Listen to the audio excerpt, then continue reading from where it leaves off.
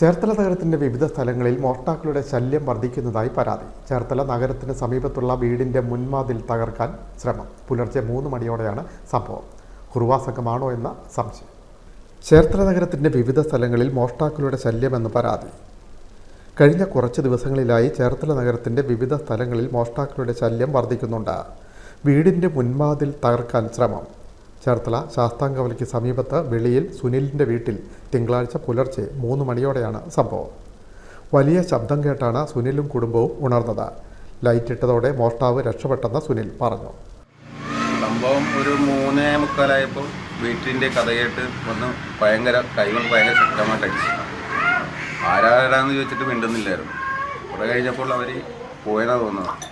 പിന്നെ പോലീസിനെയൊക്കെ അറിയിച്ച് പോലീസൊക്കെ വന്ന് ഇവിടെയൊക്കെ നോക്കി, കൗൺസിലൊക്കെ വന്ന് എല്ലാവരും നോക്കിയിട്ട് ആരെയും കണ്ടെന്നില്ല. അവരോട് പോലീസ് വന്നു കഴിഞ്ഞാൽ ഞങ്ങൾ കഥ തുറന്നത്.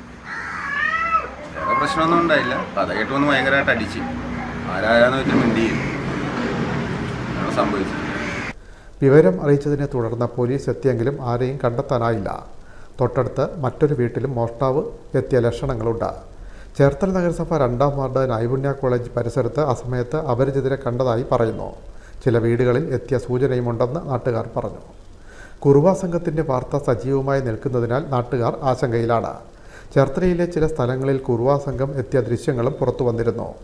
രാത്രികാലങ്ങളിൽ പോലീസ് പട്രോളിംഗ് ശക്തിപ്പെടുത്തണമെന്ന് നാട്ടുകാർ ആവശ്യപ്പെട്ടു. പിൻമീഡിയ, ചേർത്തല.